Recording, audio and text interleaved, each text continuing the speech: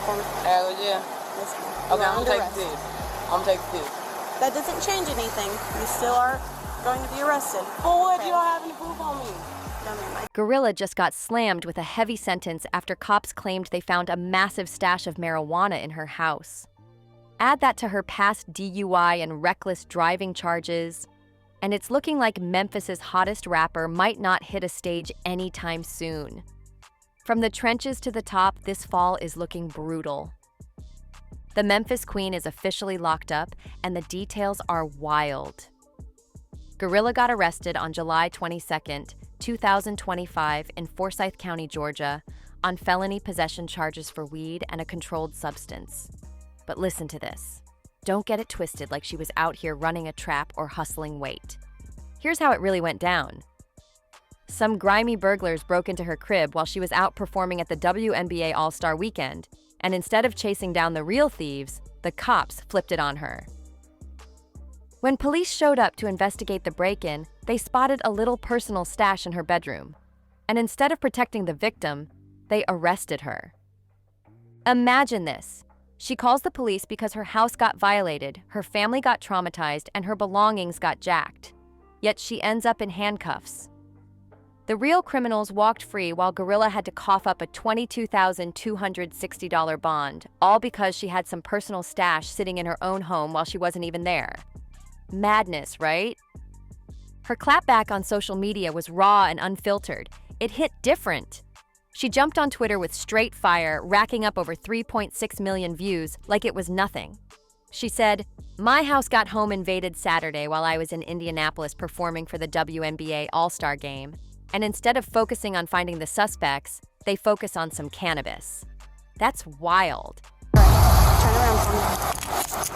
Will you let me pee on the side of the road? No, ma'am. We'll get to the jail in just a moment. But to understand how we even got here, you gotta know her come-up. It's not some pretty Hollywood fairy tale. This is straight hood survival that turned into real-life triumph.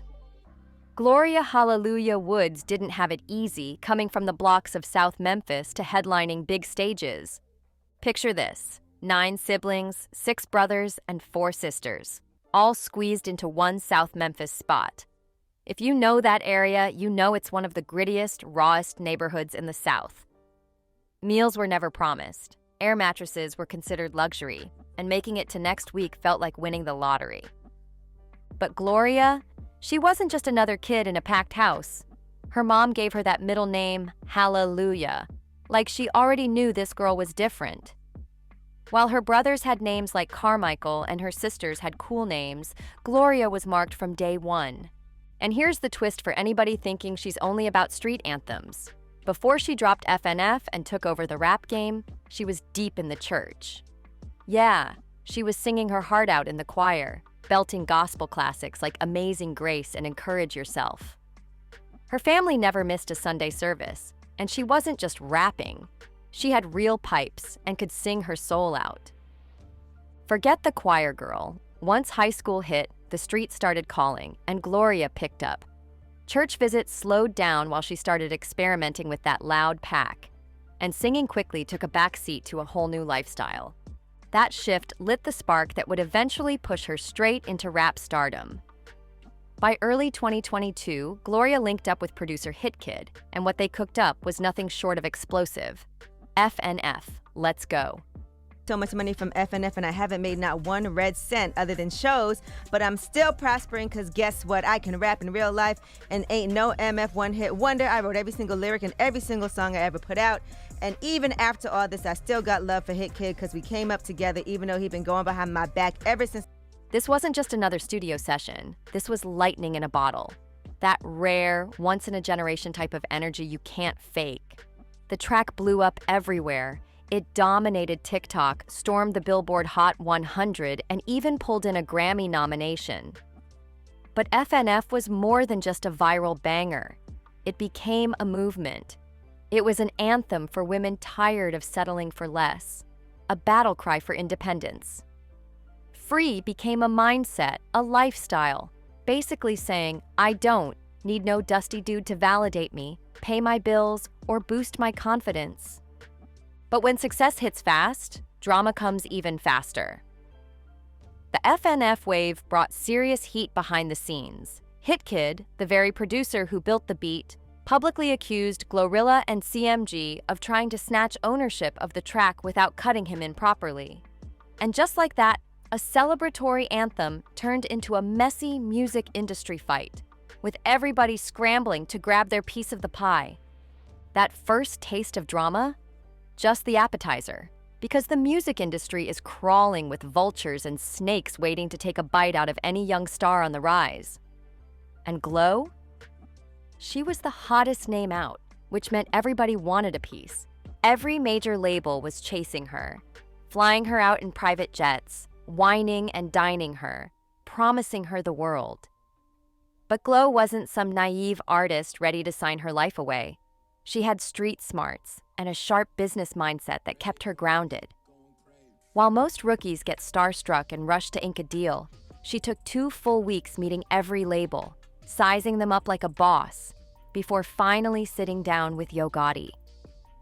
And let's be real, Gotti's reputation in Memphis is legendary, which made her nervous. But what locked the deal wasn't just his street credibility or stacks of cash, it was his vision.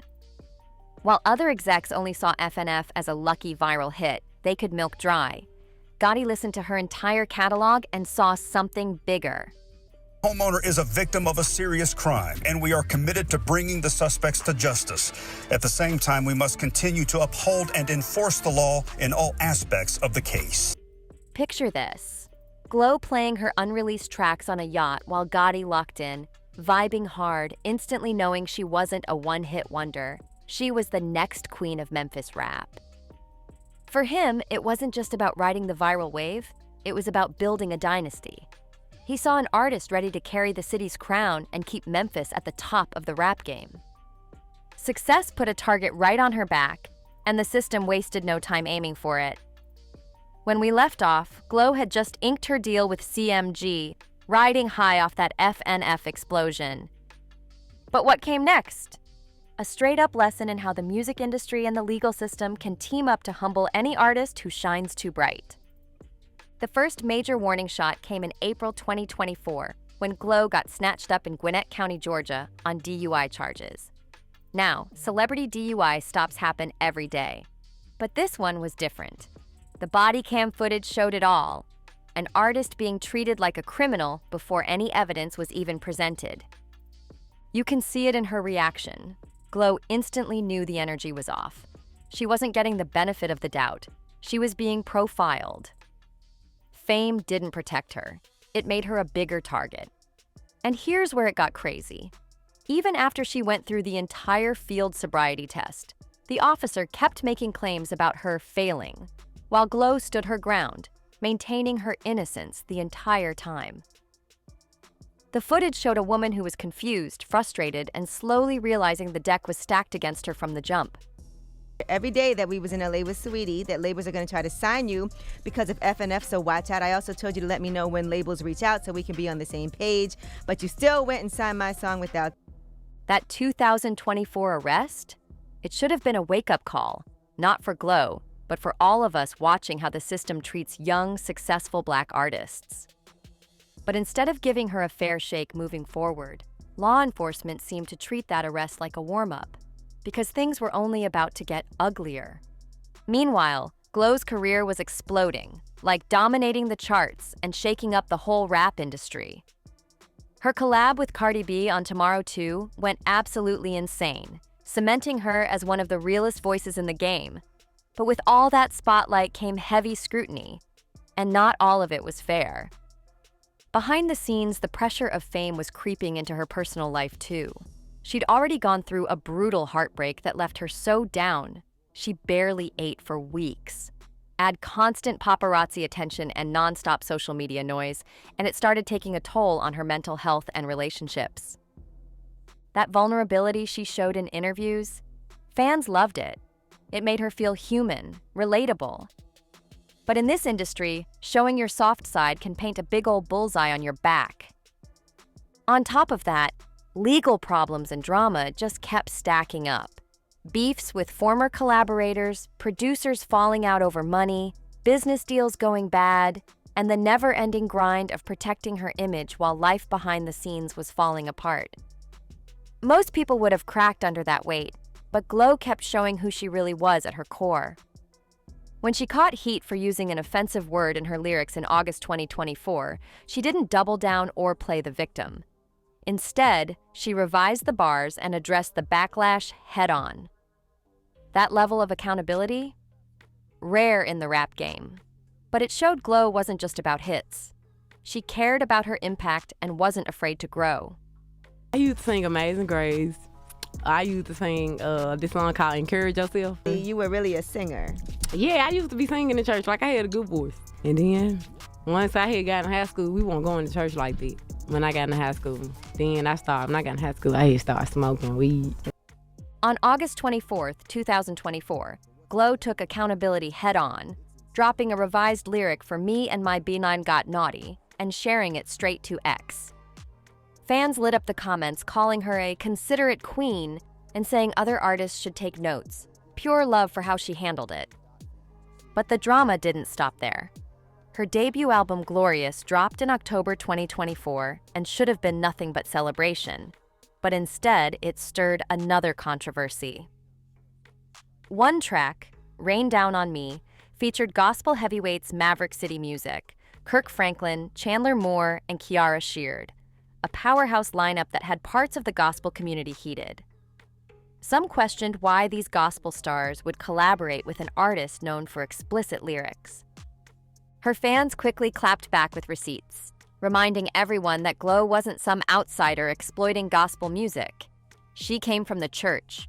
She grew up singing in choirs, serving every Sunday, and praising just like the rest. This wasn't a stunt. It was her way of blending her roots with her success, refusing to let anyone else write her story. Even when facing body-shaming comments, she doubled down with raw confidence, declaring, "No, I'm not getting a BBL. I already feel like the thickest, baddest in the world." That same unapologetic energy carried her straight into July 2025, where she was performing at massive events like the WNBA All-Star Weekend, booked solid and building an empire her younger self would barely believe. But success, like Glo was about to learn, can make you a target in ways you'd never expect. On the night of July 20th, 2025, while she was on stage in Indianapolis, living her dream and electrifying thousands of fans, her Georgia home was getting violated by some grimy criminals who knew she wasn't there. Mama always say she marked me, but I ain't never feel no special than none of the other kids who y'all was treated the same. It's just growing up, my mama had me near her. Like, I was like, right. 3 suspects broke in, and when an armed family member fired shots to protect the house, the intruders bolted. Still, jewelry was stolen, her family was traumatized, and a young woman's entire sense of safety was shattered. But what happened next? That's where this story takes a turn that'll have you heated. Instead of putting their full focus on catching the criminals who broke into her home, terrorized her family, and stole her property, the police decided the real crime was a small stash of marijuana found in her bedroom closet. Let that sink in. A successful young Black woman calls the police because her home's been burglarized and her family violated, and their response? Arrest her over weed, a substance that's legal in most states and decriminalized almost everywhere else. And the wildest part? As of the latest reports, no arrests have been made for the actual break-in. The real criminals, the ones who actually pulled this off, traumatized her family, and stole from her, are still out here walking free while GloRilla had to post bond just to get her life back. But here's the wild part. Glo, the victim in all this chaos, is the one facing felony charges that could derail everything she's built. Her entire empire, her career, her future on the line. And when word of her arrest hit the streets, the reaction was instant and furious. Social media went into full meltdown, not just her day one fans, but people across the country who saw exactly what was happening. Another so-called justice system punishing the victim while the real criminals walk free. But what made this story even crazier was Glo's own response, proving why she's cut different from most artists in the game. She didn't disappear, didn't go ghost, and sure as hell didn't let anyone else control her narrative. Her posts after the arrest were raw, unfiltered, and brutally honest. Their statement, they do say this, they are the police down there, say the homeowner is a victim of a serious crime and we are committed to bringing the suspect to justice. This was a statement from the sheriff. But he says at the same time, we must continue to uphold and enforce the law in all aspects of. One tweet exploded with over 3.6 million views, saying, "My house got home invaded Saturday while I was in Indianapolis performing for the WNBA All-Star Game. And instead of focusing on finding the suspects, they focus on some cannabis." That hit deep. People felt that pain, especially anyone who's ever been on the wrong side of a broken system. Then she doubled down with another post, breaking it all the way down. 1. No, I wasn't busted. 2. My house got robbed. 3. I wasn't home. And then came the mic drop closer. Long story short, my house gets home invaded and I'm the only one who gets arrested. So that's tea. Let's break down exactly what went down that night, because the details matter and they'll have anyone with a moral compass heated.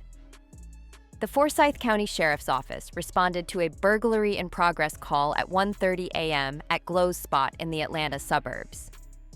3 suspects broke into her house while she was hundreds of miles away performing in Indianapolis. So, let's be clear. We had a real crime: breaking and entering, burglary, and terrorizing her family. We had real victims, Glo's family members who had to defend themselves against armed intruders. And we had real criminals, the 3 suspects who stole jewelry before running off when they realized the house wasn't empty. But somehow, in the twisted logic of this investigation, the priority wasn't catching the people who violated her home and traumatized her family. It was going through Glo's personal belongings and arresting her for marijuana possession. Police pulled out everything: canine units, drones, even a search warrant, just to dig through her house. And what did they find? A significant amount of marijuana sitting in plain view in her master bedroom closet. That's what they focused on. Her legal team, led by attorney Drew Fine, summed it up perfectly in a statement.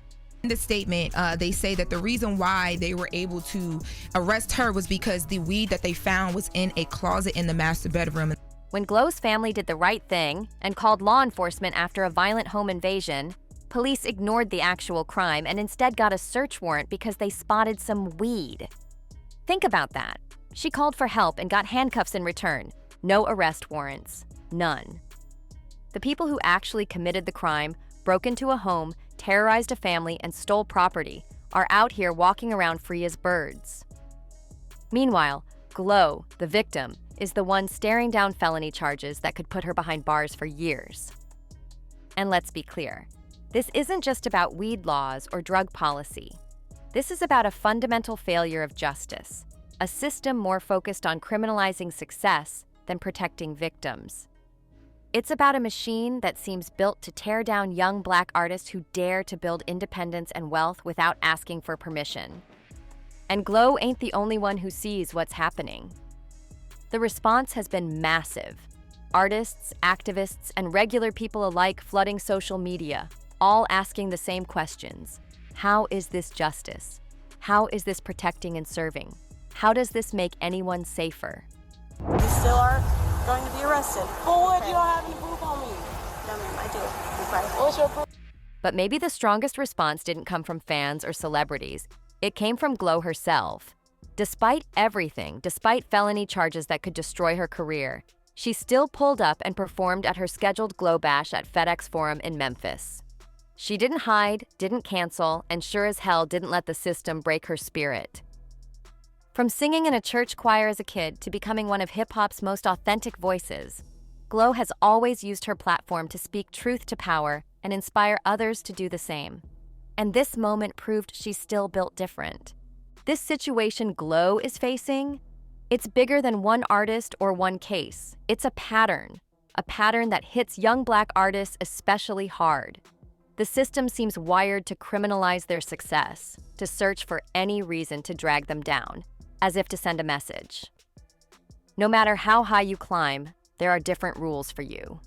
that is calling out what's happening to GloRilla right now, and honestly, can you even blame them? So earlier this week, GloRilla turned herself in after being hit with felony drug charges. But here's where it gets wild. The whole thing started because her home in Georgia got broken into at like 1:30. The legal implications are no joke.